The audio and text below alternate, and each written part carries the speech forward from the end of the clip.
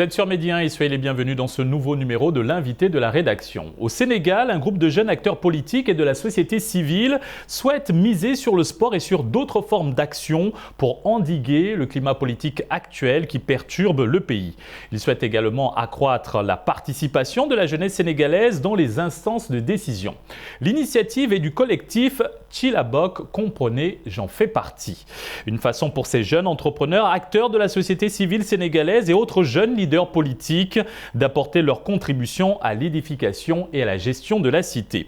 Et nous recevons sur ce plateau Amdi Baram Sané, membre du collectif Tchilabok. C'est un plaisir de vous recevoir sur ce plateau. Merci pour l'invitation et le plaisir est largement partagé. Tout d'abord, Monsieur Sané, quelle lecture faites-vous du climat social et politique actuel au Sénégal? Alors, comme vous l'avez dit tantôt, je pense que c'est un climat politique assez tendu actuellement. Il y a beaucoup d'agressivité, il y a beaucoup de violence physique, verbale, mentale et psychologique. Donc, je pense qu'il est temps que tous les acteurs de la société civile et même les acteurs politiques également puissent se lever pour essayer effectivement d'éradiquer ou d'endiguer en tout cas toutes ces violences-là qu'on est en train de noter actuellement sur la sphère politique sénégalaise. Face à ces tensions préélectorales dans le pays, vous avez décidé de miser sur le football comme facteur d'unité. Pourquoi le choix du sport pour apaiser le climat politique tendu actuel? Alors, le sport, je pense que c'est une discipline quand même qui a cette tendance-là à réunir les gens autour de l'essentiel, autour du ballon rond. Donc nous, comme prétexte, on a misé sur la jeunesse, les jeunes qui sont dans les partis politiques et qui ont une certaine influence au niveau de leur parti, mais également les jeunes de la société civile, le regrouper autour d'un match de football, d'un match de gala, 2 heures de temps passés ensemble autour du ballon. Ça peut en tout cas permettre aux gens d'oublier un tout petit peu toute cette agressivité-là sur la sphère politique, mais aussi dire que ce match également nous permet en tout cas de lancer une campagne de sensibilisation et de communication digitale que nous allons déployer pour toucher le maximum de jeunes possible, mais pour également toucher le maximum de leaders politiques, pour qu'ils effectivement puissent donner beaucoup plus de respect et beaucoup plus de crédit à cette jeunesse-là qui quand même commence à avoir une certaine prise de conscience, mais pour que aussi cette jeunesse-là puisse se dire qu'on est des jeunes, on fait partie du pays et on a aussi notre mot à dire, mais on a également une touche à apporter pour l'émergence de ce pays. Parlez-nous de cette campagne sur le digital. Alors, la campagne s'inscrit dans un projet qui s'appelle Power to Youth, le pouvoir aux jeunes. Donc, vous n'êtes pas sans savoir qu'au Sénégal, la jeunesse représente près de 70% de la population générale. Et au niveau des instances de prise de décision, il n'y a même pas 10% de jeunes qui sont représentés au niveau de ces instances-là. Donc, ce que nous considérons peut-être comme une injustice ou peut-être comme une erreur. Et nous, on a décidé en tout cas de mener une campagne digitale. Il y aura effectivement des actions de terrain comme le match, mais aussi rencontrer, s'il le faut, les leaders politiques qui sont à l'Assemblée, c'est-à-dire les jeunes élus, mais aussi les jeunes maires et tout. Mettre en place une stratégie de communication digitale avec des messages de sensibilisation de ces jeunes-là qui sont soit des parlementaires ou des maires ou des jeunes de la société civile pour que chacun ait un mot à dire, en tout cas à l'endroit de soit son leader politique ou à l'endroit de l'État ou à l'endroit de la jeunesse, pour qu'effectivement nous ayons cette conscience-là que les jeunes doivent effectivement être sur les tables de négociation, sur les tables où les décisions se prennent. L'autre disait que tout ce qui se fait pour moi, sans moi, c'est fait contre moi. Donc nous, ce que nous voulons, c'est qu'il y ait beaucoup plus de jeunes au niveau de ces instances de prise de décision-là.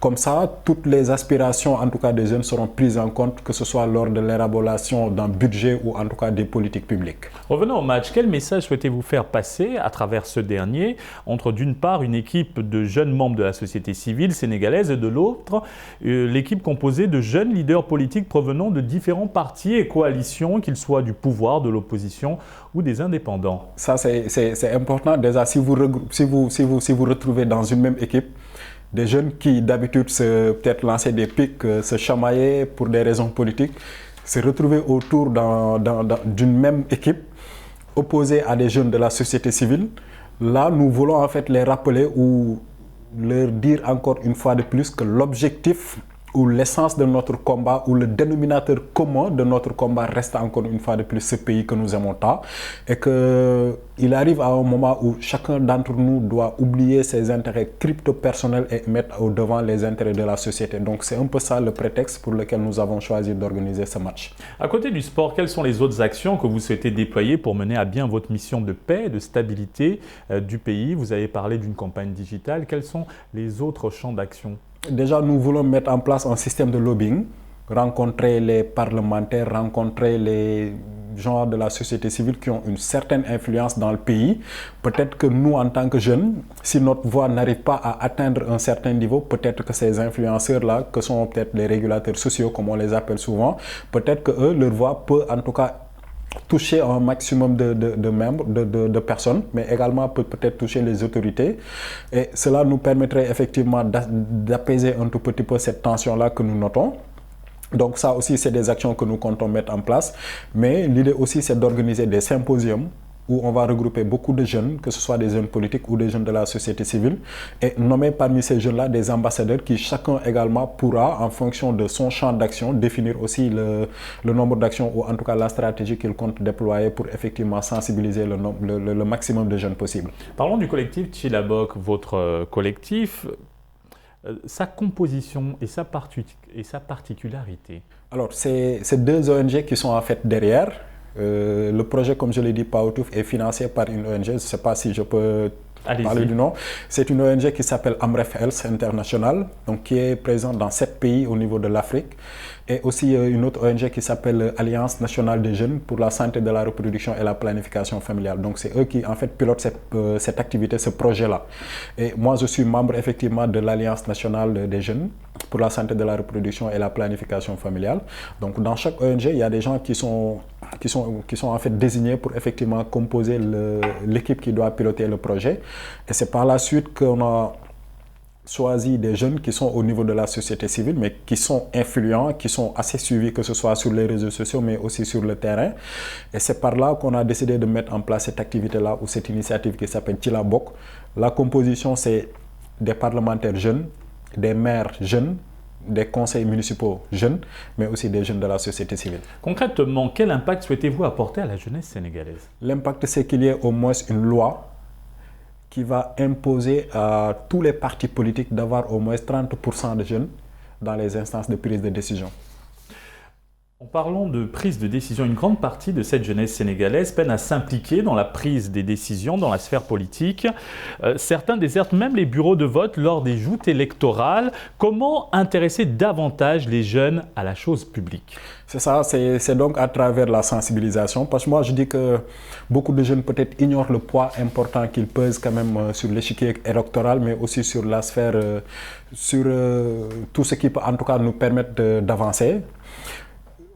Et du coup, nous, si en tant que jeunes, nous nous mettons sur la tâche, nous nous mettons en tout cas sur le terrain, aller faire comprendre aux jeunes-là qu'ils ont leur mot à dire, mais qu'ils ont aussi leur pierre à apporter à l'édifice pour que ce pays puisse avancer. Ça, je pense que c'est à partir de ces campagnes de sensibilisation-là que nous allons déployer, mais aussi ne pas négliger toute frange de la population. C'est-à-dire que ce ne sera pas juste des jeunes intellectuels qui ont fait les études, qui peuvent porter une cravate, mettre en veste et tout, mais c'est le jeune maçon qui est au fin fond de son quartier, c'est le jeune menuisier, c'est le jeune mécanicien, c'est-à-dire tous ceux qui sont des jeunes en tout cas doivent être effectivement réunis autour de l'essentiel pour que déjà ils ne désertent plus les bureaux de vote, mais aussi pour qu'ils se politisent s'il le faut, mais aussi qu'ils s'engagent citoyennement, mais pour pouvoir effectivement avoir un impact positif au niveau de la communauté. Selon vous, comment accroître la représentativité des jeunes aux différentes élections? Les locales sont déjà passées et le Sénégal se dirige maintenant vers les élections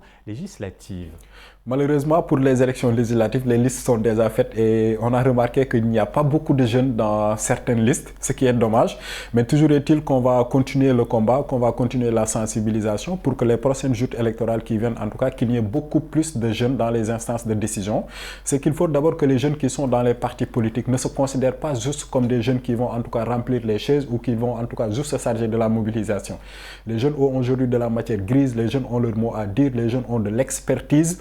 Mais il faut effectivement leur donner l'occasion d'avoir de l'expérience en les impliquant et aussi en les responsabilisant au niveau de ces partis politiques-là. Merci Amdi Baram Sané. Nous rappelons que vous êtes membre du collectif Tchilabok. Merci, c'est toujours un plaisir de vous retrouver. Et merci à vous d'avoir suivi cette émission. Excellente suite des programmes sur Média.